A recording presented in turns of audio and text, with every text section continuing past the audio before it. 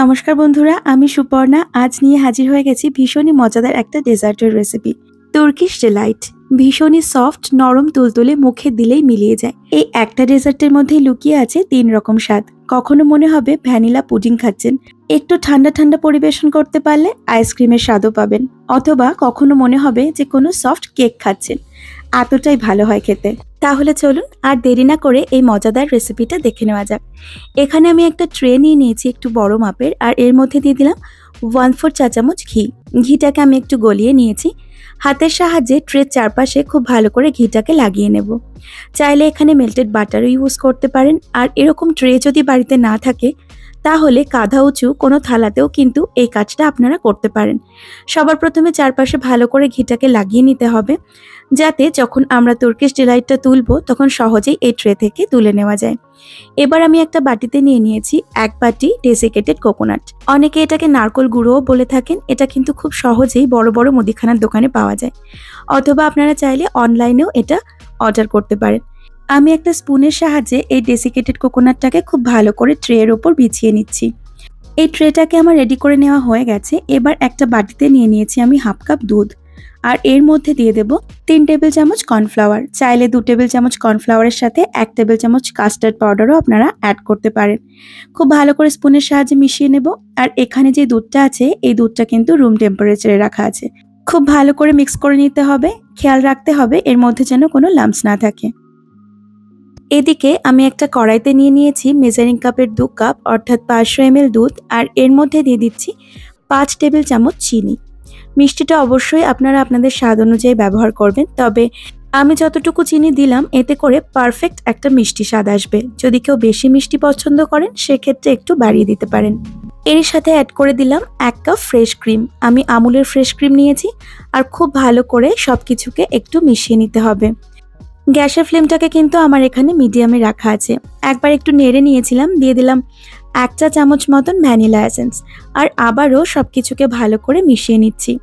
এবার এই দুধের মধ্যে আমি মিশিয়ে দেব আগে থেকে কর্নফ্লাওয়ারে গুলে রাখা দুধটুকু।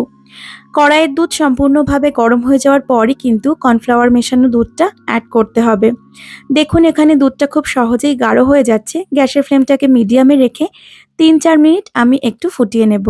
ঠান্ডা হলে এমনিতেই এই পুডিংটা আর একটু জমে যাবে, তাই অনেক বেশি জাল করার কিন্তু দরকার নেই। দেখতেই পেলেন আমি একটা স্প্যাচুলাতে নিয়ে একটু দেখে নিলাম।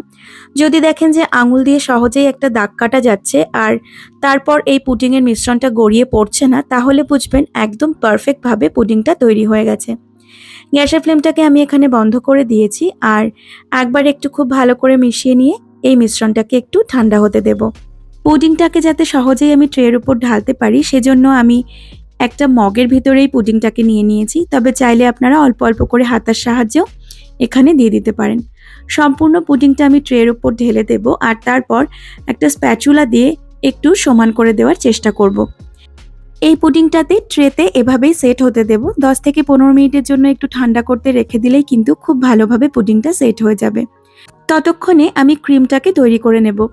নিয়ে নিচ্ছি 1 cup heavy whipping cream. Cake বানানোর জন্য আমরা যে হুইপিং ক্রিমটা ব্যবহার করি এটা সেটাই, আর এটা আমি নিয়েছি নন ডেয়ারি হুইপিং ক্রিম। এই ক্রিমটা এমনিতেই মিষ্টি হয়, আলাদা করে কোনো সুগার অ্যাড করতে হয় না। প্রথমে লো স্পিডে আমি একটু মিনিট 2-এর জন্য ক্রিমটাকে বিট করে নেব, আর তারপর হাই স্পিডে ক্রিমটাকে রেডি করব। ক্রিম হুইপড করার সময় একটা কথা মাথায় রাখতে হয় যে পাত্রে ক্রিম হুইপড করছি বা ক্রিম হুইপড করার জন্য যে জিনিস ব্যবহার করছি কোনো কিছুতেই যেন একটু জল না থাকে। আমি আজ এই তুর্কিশ ডিলাইটে ক্রিমের পরিমাণটা একটু বেশি ব্যবহার করব, কারণ ক্রিমটা আমি ভীষণ পছন্দ করি। তবে চাইলে আপনারা 1/2 কাপ হুইপিং ক্রিমও নিতে পারেন। একটা পাতলা লেয়ার তৈরি করতে চাইলে 1/2 কাপ হুইপিং ক্রিমেই কাজ চলে যাবে। তবে আমি যেহেতু একটু মোটা লেয়ার বানাবো তাই 1 কাপ হুইপিং ক্রিম নিয়েছি। দেখুন ক্রিমটাকে আমি হাই স্পিডে 5-6 মিনিট মতন বিট করে নিয়েছি, আর আমাদের ক্রিমটা কিন্তু খুব ভালো করে হুইপড করা হয়ে গেছে। স্টিপ পিক্স চলে আসলেই বুঝবেন যে খুব ভালো করে ক্রিমটা হুইপ করে নেওয়া হয়ে গেছে। দেখুন খুব সুন্দরভাবে এখানে স্টিপ পিক্সগুলো বোঝা যাচ্ছে। ক্রিমটা ঠিকঠাক করে হুইপড করা হলো কিনা সেটা বোঝার সবথেকে সহজ উপায় হলো আপনি যদি ক্রিমের বোলটা ধরে উল্টো করেও দেন তাহলেও কিন্তু ক্রিম পড়ে যাবে না। আপনারা চাইলে এরকম সাদাই ক্রিমটাকে তুর্কিশ ডিলাইটে ব্যবহার করতে পারেন, তবে আমি এখানে কয়েক ফোঁটা রেড ফুড কালার দিয়ে দিচ্ছি একটা হালকা পিঙ্ক কালার আনার জন্য। যেহেতু হোলির জন্য বানাচ্ছি তাই একটু রঙিন হলে ভালো লাগবে দেখতে। খুব ভালো করে মিক্স করে নিচ্ছি। আর দেখুন হালকা একটা গোলাপি রং কিন্তু এর মধ্যে চলে আসছে। এবার একটা স্প্যাচুলার সাহায্যে খুব ভালো করে মিশিয়ে নেব। আর তারপর এই ক্রিমটাকে একটা পাইপিং ব্যাগের মধ্যে ভরে নেব। তবে এরকম পাইপিং ব্যাগ যদি আপনাদের কাছে না থাকে তাহলে দুধের প্যাকেটের মধ্যেও আপনারা ক্রিমটাকে ভরে নিতে পারেন আর একটা কোণা একটুখানি কেটে নিতে পারেন। এবার আমি পুডিংয়ের ওপর ক্রিমটাকে আস্তে আস্তে দিয়ে দেব। এইভাবে একটা পাইপিং ব্যাগের মধ্যে ক্রিমটাকে ভরে নিলে খুব সহজেই কিন্তু ক্রিমটাকে পাতিয়ে দেওয়া যায়। এই সপ্তাহে আমি আপনাদের সঙ্গে শেয়ার করছি হোলি স্পেশাল ডেজার্ট রেসিপি। বেশ কয়েকটা ডেজার্টের রেসিপি আমি আপনাদের সঙ্গে শেয়ার করে ফেলেছি আর আগামী দিনেও করতে চলেছি। তাই আপনারা যদি মিষ্টি প্রেমী হয়ে থাকেন তাহলে আপনাদের কাছে অনুরোধ রইল আমার চ্যানেলটিকে সাবস্ক্রাইব করে আমার পাশে থাকবেন। আর কেমন লাগছে আমার রেসিপিগুলো জানাতে ভুলবেন না। আপনাদের একটা কমেন্টস, একটা লাইক আমাদের অনেক বেশি উৎসাহ দেয়। দেখুন আমি যতটা সম্ভব ক্রিমটাকে সমান করে পাতিয়ে দিয়েছি ট্রের উপরে। এবার ওপর থেকে দিয়ে দিচ্ছি আরেকটু ডেসিকেটেড কোকোনাট। তবে আপনারা চাইলে এখানে ড্রাই ফ্রুটসও ব্যবহার করতে পারেন। একটু আমন্ড, কাজু, পেস্তা হালকা একটু মিক্সিতে গুঁড়ো করে নিয়ে সেটাও ছড়িয়ে দিতে পারেন। দেখতেও ভালো লাগবে, তার সাথে খেতেও ভালো লাগবে। এবার একটা ক্লিন র্যাপারের সাহায্যে আমি খুব ভালো করে ট্রেটাকে ঢেকে দিলাম আর তারপর এটাকে ওভারনাইট ফ্রিজে রেখে দেবো সেট হওয়ার জন্য। পরের দিন সকালে আমি ফ্রিজ থেকে বার করে নিয়েছি ট্রেটাকে আর এবার এটা কেটে দেখাবো আপনাদেরকে। দেখুন কত সুন্দরভাবে এই তুর্কিশ ডিলাইটটা সেট হয়ে গেছে। এবার একটা ছুরির সাহায্যে পছন্দ মতন শেপে কেটে নিয়ে পরিবেশন করতে হবে।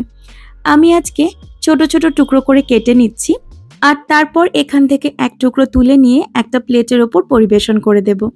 ভীষণই ভালো লাগে খেতে, অবশ্যই একবার এইভাবে বানিয়ে দেখতে পারেন। আর এটা ঠান্ডা ঠান্ডা পরিবেশন করলে কিন্তু আরও বেশি ভালো হয়। ডেকোরেশনের জন্য ওপর থেকে একটু পেস্তা গুঁড়ো ছড়িয়ে দিচ্ছি আমি আর ওপর থেকে দিয়ে দেব কয়েকটা সিলভার পালস, যেটা আমরা কেক ডেকোরেশনের জন্য ব্যবহার করে থাকি। তবে এটা নিতান্তই সুন্দর দেখানোর জন্য, তাই এটা স্কিপও করতে পারেন। চাইলে একটু চেরি কুচিও ছড়িয়ে দিতে পারেন। দেখুন আমি আপনাদেরকে কেটে দেখিয়ে দিলাম কতটা সফট তৈরি হয়েছে। এটা কিন্তু মুখে দিলেই মিলিয়ে যাবে। কেমন লাগলো আমার আজকের রেসিপি জানাতে ভুলবেন না। ভালো লাগলে অবশ্যই একটা লাইক করে দেবেন। আমি আবারও হাজির হয়ে যাব কাল আরও একটি ডেজার্টের রেসিপি নিয়ে। ভালো থাকবেন সকলে। টাটা।